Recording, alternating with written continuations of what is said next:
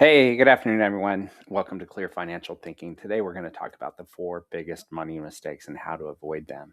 We're backing up a little bit because most of my channel has been on how to make good investment decisions. But you can't invest if you don't have money saved up to put to work. So let's look at the four things that you can do to help you get started on your investments. So number one is get out of debt, or don't go into debt, I should say. Consumer debt is really hurting people's ability to grow and become financially secure. The average credit card interest rate right now is 22% APR. That's higher than I thought. I mean, I haven't had to pay credit card debt in a long time, so I didn't know it had climbed that high. So it's crippling. And so staying out of debt is huge. If you're paying 20% interest, but you're chasing investments for 10%, 12%, you're never going to get ahead. So first of all, don't go in debt. And second of all, if you do go in debt, get out as soon as possible. Third of all, it's not just consumer debt, as this slide says. Student loan debt is huge as well. Home loan debt is huge if you go higher than you should, or you're house poor. So all debt should be looked at very carefully. For example, if you go six figures into debt for a college degree and the starting salary you come out with is 50 to 60K, you just made a whole series of bad decisions that you'll be paying off for 20 plus years. And that's going to create stress over 20 plus years. So better off is to work your way through school, choose schools with lower tuition, don't go into debt. And even if it takes 3 or 4 additional years, at least you come out without that hanging over you and you don't have stress for 20 years.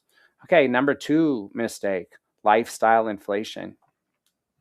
So obviously, if you're chasing cars, houses, vacations, fancy clothing, you're looking for the trappings of success without the income to support that, you get in trouble. Deferred satisfaction is something that some people never learn. They are never taught that as a kid. So you chase that fancy car because you see your neighbor drive that car. If you pay over 40K for a new car without having a net worth of over 2 million, I'd say you're stupid. And maybe I'm a little aggressive there, but that's my opinion. Get a 2-year-old car, pay 30% less, drive it 10 years instead of 12. They're all worth almost zero after 12 years anyway. So don't put your money into deflating or depreciating assets. As income rises, you should be saving more. Maintain your lifestyle and put money to work. That's how you get wealthy. Mistake number three, and of course it's tied to one and two. If you're in debt and your lifestyle is growing as fast or faster than your income, you're never going to be able to invest. And waiting to invest is a huge mistake. You need to start early and put the market to work, or put your investments to work. So here's an example here on the right. If you start at 25 and you invest $500 a month for 40 years, the total you have invested is $240,000, but the ending value is 1.2 million.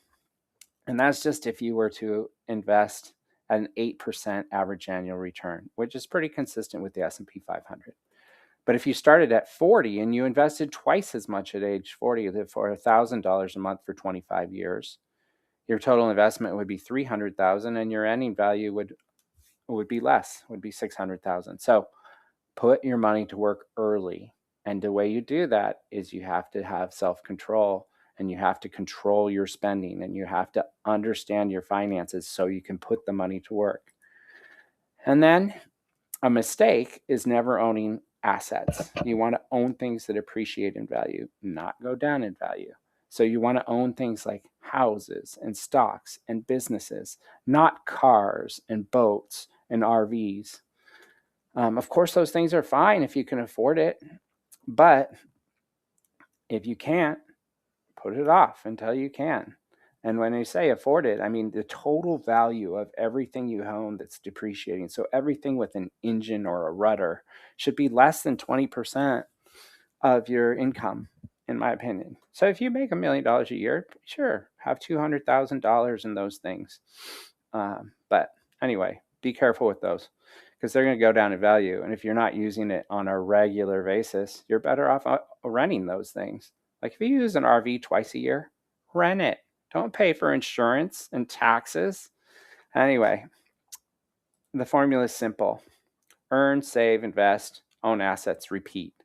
The repeat's important because the more you do this, the more you can reinvest it in those items that I had on the other slide: stocks, real estate, business. Anyone that tells you that homes are a money pit and you shouldn't buy a home is ridiculous. And where I live, homes have been doubling in value every 10 to 12 years for the last 50 years. I don't think that's going to stop. Okay, why it matters. The debt is a trap. Wealth is a path. You have to get a plan and get on that plan. Last thought: wealth isn't usually built through a single great investment. It is built by avoiding costly mistakes and allowing time to do the heavy lifting. So control your lifestyle, put your money to work. So thanks for watching. Next, we're going to help you control your lifestyle and put your money to work by walking through a budgeting and spending analysis tool so you can make better decisions. Thank you.